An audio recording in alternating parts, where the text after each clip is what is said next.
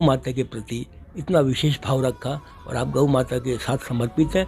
आप अपना ये मैसेज जन जन तक पहुंचाएं ताकि और भी लोग गौ सेवा से जुड़े। तो गाय माता की तरफ ध्यान देना चाहिए और एक्सीडेंट पे कम से कम एक्सीडेंट हो, इसके लिए उनको सोचना चाहिए, गाड़ी रोड पे ध्यान से चलाना चाहिए। नमस्कार, मैं हूं किरण और आप देख रहे हैं समझो दिल्ली। इस वक्त मौजूद हैं हम श्री कृष्ण गौशाला में, जो कि बवाना में स्थित हैं। तो आज मैं आपको बताने वाली हूं इस गौशाला के बारे में, जो कि एनसीआर की सबसे बड़ी गौशाला है। यहाँ पर तकरीबन 8,500 से ज़्यादा गायें हैं। यहाँ पर इनको पाला जाता है, उनके लिए बहुत सारी फैसिलिटीज़ है, जैसे कि अस्पताल है, इनकी देखरेख की जाती है, इनको खाना दिया जाता है और बहुत अच्छी तरह से इनका ख्याल रखा जाता है। तो आज हम इनके बारे में जानेंगे कि इनको किस तरह से पाला जाता है। और एक और बात मैं आपको बता दूं कि आजकल गायों के ऊपर बहुत एक मुद्दा जो कि उठा हुआ है, जो कि राष्ट्रीय पशु बनाने का। बाहर हम कितनी ही गायें देखते हैं जो कि सिर्फ कचरा खाती हुई दिखाई देती हैं, उन्हें कोई फैसिलिटी नहीं मिलती है। तो हम देखते हैं कि इन लोगों ने कितनी तक फैसिलिटी गायों के लिए दी हुई है। नमस्कार जी, आपका नाम? हरिनारायण सिंह। अच्छा, क्या काम करते हैं यहाँ पर आप? सुपरविजन देखते हैं यहाँ का हॉस्पिटल का। अच्छा, मैनेजमेंट। क्या मैनेज करते हैं, क्या करते हैं? जैसे गौ माता आती हैं, जैसे एम्बुलेंस वगैरह से बाहर से, तो उनको यहाँ उतारना, उनका इलाज करवाना, सेवा कराना, सुबह शाम उनका मतलब साफ़ सफाई यहाँ अच्छे से होती है। इलाज वगैरह करवाना, कोई भी कमी होती है डॉक्टर साहब को बुलाते हैं हम और बुला करके उनका इलाज करवाते हैं। कोई भी व्यवस्था में यहाँ कोई कमी नहीं है हमारी तरफ से। अच्छा, तो बहुत देखभाल करते हैं अच्छी तरह से आप? बिल्कुल बिल्कुल बिल्कुल। अच्छा, तो कितनी गायें रोडों पर ऐसी घूमती रहती हैं, वो कचरा खाती हैं? बहुत सारी गायें, मतलब तकरीबन 8-10 गाय बाहर से डेली आती हैं यहाँ एम्बुलेंस से। हाँ जी, हाँ जी। तो जैसे कि कोई भी गायें आपके पास लाके छोड़ सकता है अगर कोई ऐसी घूमती? हाँ जी, हाँ जी, बिल्कुल। गौशाला में आप सब मदद करेंगे? हाँ जी, बिल्कुल बिल्कुल। अच्छा हाँ जी, अच्छा। और इलाज वगैरह सब लोग अच्छी तरह से करते हैं? हाँ जी, हाँ गायों जी, का? हाँ जी, हाँ जी। अच्छा। और एक्सीडेंट जैसे कि काफ़ी हो रहे हैं, हाँ जी। तो लोगों बहुत लापरवाही करते हैं, तो उन लोगों से क्या कहना है आपका? उनको गाय माता की तरफ ध्यान देना चाहिए और एक्सीडेंट पे कम से कम एक्सीडेंट हो, इसके लिए उनको सोचना चाहिए, गाड़ी रोड पे ध्यान से चलाना चाहिए, ताकि अभी एक एक्सीडेंट मुद्दा कम है हो। जहाँ गाय को राष्ट्रीय पशु बनाना चाह रहे हैं। हाँ जी। अभी दरख्वास्त किया है जी। इलाहाबाद कोर्ट में। आपका क्या कहना है, आप बनाना चाहते हैं हाँ जी, बिल्कुल राष्ट्रीय पशु बनाना बिल्कुल चाहते हैं? बिल्कुल बिल्कुल। नमस्कार जी। हाँ, मैं डॉक्टर जयप्रकाश सिंह, पशु चिकित्सक श्री कृष्ण गौशाला में 3 साल से कार्यरत हूँ। इस गौशाला में काफ़ी फैसिलिटी अवेलेबल है, एक्सरे फैसिलिटी, पैथोलॉजी लैब, और भी हमारे जो कुछ ऐसे भी केसेस आते हैं जो कि पैरालिसिस के केस होते हैं। ऐसे केसेस के लिए हमारे पास हैंगिंग मशीन की भी व्यवस्था अवेलेबल है, जो कि शेड के अंदर हम लोगों ने हैंगिंग मशीन लगा रखा है। जो गायें उठ नहीं पाती हैं उनके लिए हम लोग हैंगिंग मशीन के ऊपर उसको टांगते हैं। टांगने के बाद उस गाय का हम लोग मसाज करते हैं। मसाज करने के बाद कुछ दिनों बाद जो ये गाय जो होती है ठीक हो जाती है। ठीक होने के बाद इस गाय को हम लोग नॉर्मल शेड में शिफ्ट कर देते हैं। अच्छा, बहुत अच्छे से आप देखभाल करते हैं। और एक्सीडेंटल केसेस जो होते हैं उसमें आप जान बचा लेते हैं? हाँ, जो गायें हमारी एक्सीडेंटल केसेस भी काफ़ी जगह से आती हैं, कुछ एमसीडी जो होती है वो भी एक्सीडेंटल केसेस लाती हैं। कुछ लोकल के एम्बुलेंस हमारी जो है वो भी मतलब कि लाती हैं एक्सीडेंटल केसेस। उसमें फ्रैक्चर के केस होते हैं, फॉरेन बॉडी के केस होते हैं, हुप इंजरी के, मतलब कई केसेस से जो होते हैं उसको हम लोग रिकवर करते हैं, ट्रीटमेंट करके एक रिकवर और करते बात हैं। मैं पूछना चाहूँगी कि गायों को ज़्यादातर बीमारियाँ कैसे और क्यों लगती हैं? जनरली तो ये जो बीमारियां होती हैं, ऐसे हमारी जो गौशाला में मैक्सिमम में जो केसेस होते हैं, जो मैक्सिमम जो गाय आती हैं वो बाहर की स्ट्रे एनिमल होते हैं। इसमें जनरली पॉलीथीन के केस होते हैं। वो जो रोडों पे क्या करती हैं कि पॉलीथीन को खाती हैं, जो इनके फॉरेन बॉडी की तरह काम करता है। ये इनके लिए सबसे ज़्यादा घातक होता है।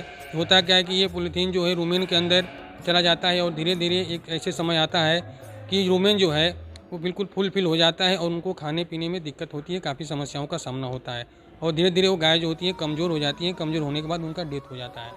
ऐसे केसेस होते हैं। तो लोगों से आपका क्या कहना है, ये गायें खाती हैं? हाँ, लोगों से हमें यही कहना है कि जो लोग जो हैं पॉलीथीन का जो यूज कर रहे हैं, मार्केट में सब्जी लाने के लिए जो भी सामान लाते हैं वो पॉलीथीन का यूज ना करें। उसके जगह घर से अपने थैला ले करके आएँ, ताकि जो हम गौ माता को चाहे गाय को हम बचा सकें।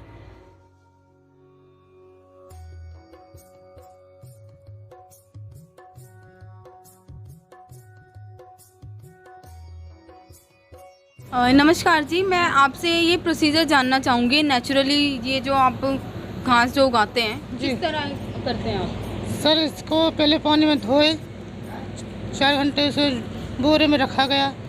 अच्छा इसके बाद में फिर अंकुरित होने के बाद प्लेट में बिछाया जाता है। अच्छा, हाँ जी, तो कितने दिन में उगती है ये 8वें दिन बाहर निकाले जाते हैं। 8 दिन में उग जाती है जी। अच्छा। तो फिर ये गायों के खिलाने के लिए काम आती है जी, ये छोटे बच्चे हैं, दूध वाली गाय है, इनके लिए लाभदायक है। अच्छा, तो ये क्या हेल्प करती है गायों को, कितना हेल्प करती है? मतलब मैं 20-30 प्लेट डेली करती हूँ। मतलब ये अच्छी रहती है उनकी, जी, जी। इनके स्वास्थ्य के लिए अच्छी जी, रहती जी, है ये? जी। अच्छा, अगर बीमार होती है तो ये खा के वो ठीक हो जाती है। जी, एक डेवलपमेंट का बहुत अच्छा एक एग्जाम्पल हमें दिख रहा है जो कि गायों के लिए बहुत ही एक अच्छा महत्वपूर्ण साबित हो रहा है, तो एक अच्छी बात है। और हम ये चाहते हैं कि और ज़्यादा से ज़्यादा लोग यहाँ पर जुड़ने चाहिए। गायों के लिए लोगों की डिमांड है कि राष्ट्रीय पशु बनाना चाहिए, तो उनको मदद भी करनी चाहिए। सर जी, आपका नाम? मेरा नाम अरुण गौतम है और मैं श्री कृष्ण गौशाला में PRO की हैसियत से काम करता हूँ। अच्छा, तो आप हमें बताएंगे कि ये गौशाला कितने एकड़ में बनी हुई है?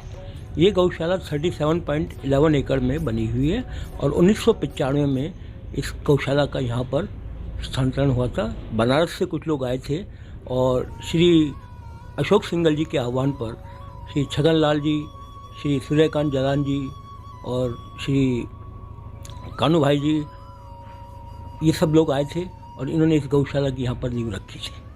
ठीक है, तो और गायों के लिए अभी क्या क्या फैसिलिटीज़ सुविधाएं आप लोग दे रहे हैं अभी? यहाँ पर गायों की सेवा के लिए सारी सुविधाएं हैं, ना सिर्फ उनका खाद्य पदार्थ हैं बल्कि उसके अलावा चिकित्सा सेवा भी हम गायों को दे रहे हैं। उसके अलावा गायों के लिए हर तरीके का, जैसे सर्दी से बचाव, गर्मी से बचाव, गर्मियों में कूलर वगैरह भी लगाते हैं, सर्दियों में तिरपाल से सब कवर रखते हैं हम, और हीटर वगैरह ये सब रखते हैं। तो आज की डेट में हम सारी मेडिकल फैसिलिटीज़ प्लस गायों के खाद्य सामग्री के लिए बहुत अग्रणी हैं और यहाँ पर गायों का विशेष ख्याल रखा जाता है। जैसे कि हम सब जानते हैं कि महंगाई का दौर है, बहुत डबल रेट है इस वक्त, तो आपको क्या परेशानी आती है इससे? ये परेशानी तो ये है कि हाई कोर्ट के ऑर्डर के बावजूद हमें MCD से पैसा नहीं मिलता है। आपको मैं बता दूं, पीछे हाई कोर्ट का ऑर्डर हुआ था जहाँ पर 20 रुपये प्रति गाय प्रति दिन का खर्चा हाई कोर्ट ने निर्देश दिया था सरकारों को देने के लिए, MCD को भी और दिल्ली गवर्नमेंट को भी। लेकिन MCD से ये पैसा बड़ा रुक रुक के आ रहा है और हमको मिलता नहीं है। आज प्रति गाय का जो एक खर्चा है वो तकरीबन 125 रुपये पर डे है। अगर आप इसको समझें तो तकरीबन 8,500 गोवंश है हमारे पास आज की डेट में। तो अपने आप में एक बड़ा अमाउंट जो हमें गौ माता की सेवा में खर्च करना पड़ता है। लेकिन चूंकि सेवा प्रॉपर नहीं मिल पाती तो कई बार वित्तीय सेवा का अभाव रहता है। जैसे हमारे को तूड़ा खरीदना होता है, तूड़े का एक सीज़न होता है, उस सीज़न में तूड़ा सस्ता मिलता है, लेकिन अगर पैसे का अभाव है तो हम उस पर स्टोर नहीं कर पाते। जो तूड़ा 2 या 3 रुपये मिलता है वो बाद में 7 रुपये मिलता है। तो ये एक बड़ी समस्या रहती है। अगर पैसा सरप्लस हो तो हम पूरे साल का जो है स्टोर करके रखें और कभी भी हमारे पे फाइनेंशियल बर्डन ना आए। और आम जनता से आप कुछ दरख्वास्त आप करना चाहेंगे? देखिए जी, पहले मैं आपको बता दूं कि हमारी बड़ी विभिन्न सेवाएं चल रही हैं यहाँ पर। हम जनता से यही दरख्वास्त करते हैं कि यहाँ पर आएँ, गौशाला को देखें और इसकी जो सुव्यवस्था हमने कर रखी है उसके बारे में अपना आंकलन करें और यहाँ पर दान में हमें सहयोग दें। हमारी कई योजनाएँ हैं, जैसे हमारी एक गोपालक स्कीम है जिसमें आप साल भर का एक गाय का चारा 11,000 रुपये में गाय को समर्पित करते हैं। दूसरी हमारी गौ चिकित्सा सेवा है जिसमें 500 रुपये की एक स्कीम है। 500 रुपये दवाइयों का खर्चा आप प्रति गाय का गौशाला को देते हैं। इसी प्रकार से हमारी 100 मनी की योजना है, लड्डू की योजना है। ये सारी योजनाएं जो हम गौ माता के प्रति समर्पित है हमारी, और मेरी जनता से आह्वान है कि कृपया इन सेवाओं में आके सहयोग करें, अपने हाथों से गौ माता को चारा खिलाएं, ताकि एक समर्पण भाव हमारे देश में सभी लोगों में गौ माता के प्रति आए और सभी लोग इस बारे में जागरूक। करती हैं यहाँ पर, क्या काम करती हैं? चाय बनाती हूँ और ये मतलब सामान बनते हैं यहाँ पे।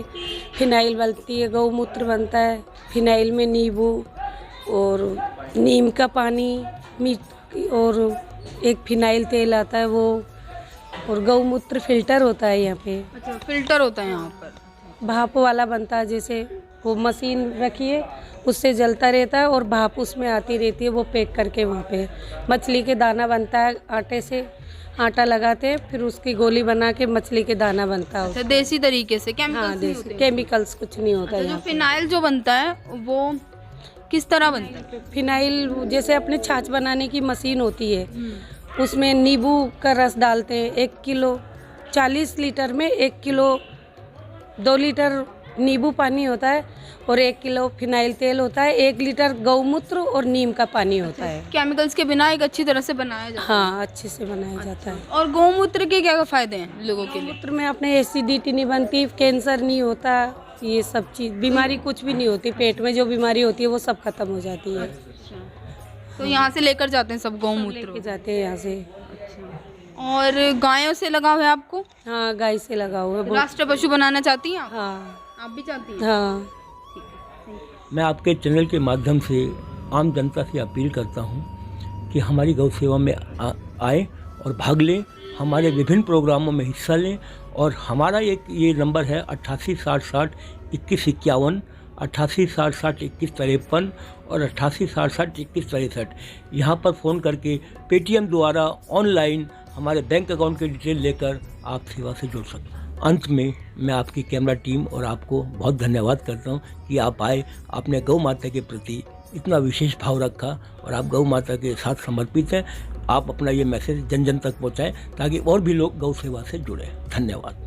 जैसे कि आपने देखा कि हम आज आए थे दिल्ली एनसीआर की बहुत सबसे बड़ी गौशाला में। यहाँ पर हमने देखा कि किस तरह से चिकित्सा और काफ़ी तरह की मदद इनको दी जाती है। खाने पीने का पूरा ख्याल रखा जाता है। जहाँ गायें सिर्फ यूं ही सड़कों पर घूमती रहती है, कोई ख्याल नहीं रखा जाता है। यहाँ पर ये लोग तहे दिल से इनकी सेवा कर रहे हैं और लोग भी इनसे जुड़े हुए हैं। और इनका कहना है कि और भी लोग अगर जुड़ेंगे तो आगे भविष्य में गायों के लिए बहुत अच्छा होगा। और इनकी एक और डिमांड है कि गायों को राष्ट्र पशु बनाना चाहिए। तो आप हमें अपनी राय ज़रूर बताएं कि क्या गाय राष्ट्र पशु बननी चाहिए।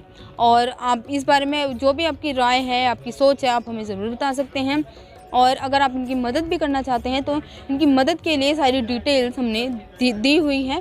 ऐसी और लेटेस्ट अपडेट्स देखने के लिए बने रहे हमारे साथ। कैमरा पर्सन विपिन के साथ मैं किरण, समझो दिल्ली।